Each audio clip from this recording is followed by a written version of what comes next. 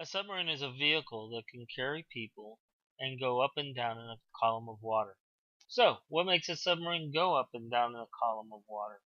Well, one of the ways of doing it is to adjust buoyancy. Buoyancy is the ability to float in a liquid. So how do you float? There are a couple terms I have to introduce. One is volume. Volume is simply the amount of space a thing takes up. For example, if you have a box that is 12 inches wide, 12 inches high, and 12 inches long, that contains 1 cubic foot of volume. If you take that box and fill it with water, that box will weigh 62 pounds.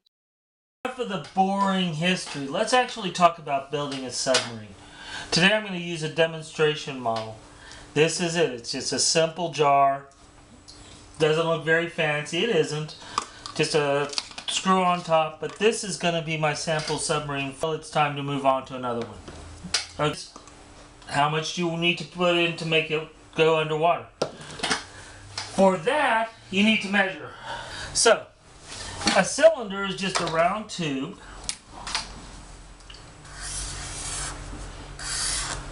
It's got a diameter, which is the distance from here to here.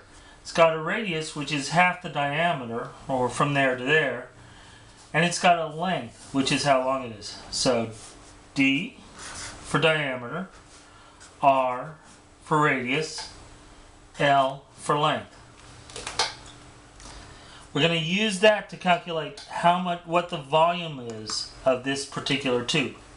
So the first thing you do is measure it. I got a fancy measuring device here. Just calibrate it, figure it out, and we know the diameter is 2.52. Okay, for the length, it is 5.8. Radius is simply the diameter divided by 2, 1.26. So, unfortunately, in order to do this, we're going to have to go into solid geometry. And I'm going to use a very simple formula. It is a formula designed to figure out the volume of a cylinder. The formula is pi times r squared times length. The total volume of this thing is in fact 26.96 inches. To calculate the weight of a cubic foot of water, you need to first convert that cubic foot into inches. You do that by multiplying 12 times 12 times 12, or 1,728 cubic inches. Then you take the cubic inches and divide it by the weight of water, 62 pounds. By doing this, you'll find that a cubic inch of water weighs 0.035879 pounds.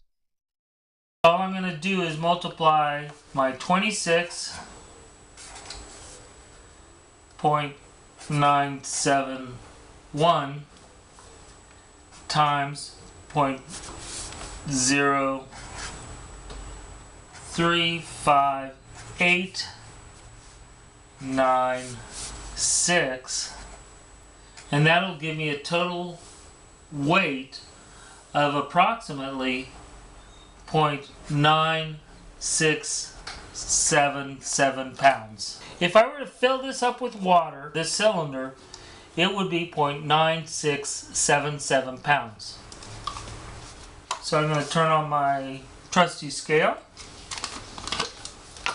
It's set to pounds. So the actual weight of this thing is 0.890. Now, to go ahead and figure out how much the cylinder weighs, since we know that it's 26.97 cubic inches volume, what we did was we took that times the weight of the water to figure out that this cylinder in water should, if it was completely made out of the water, should weigh 0.967 pounds. Now, I'm going to introduce something called error. Error simply means I don't know. I know that this thing isn't a real cylinder, so I think it weighs less. So what I'm going to do is actually subtract 0.1 pounds to make it 0.867. That way, when I put it in the water, it should float.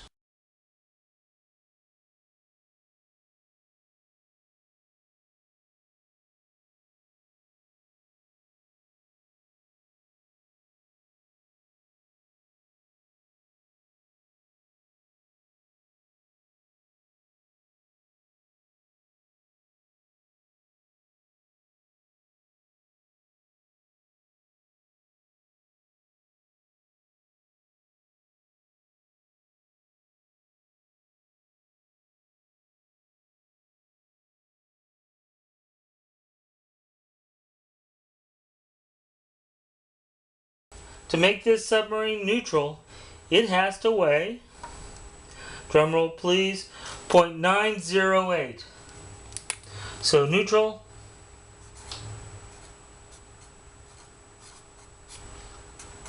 0.908 pounds. Okay, I know I've covered a lot. I've covered solid geometry, buoyancy, volume, mass. There's another term I want to talk about, and that's called specific gravity. Basically, specific gravity is just how much does this weigh in comparison with water.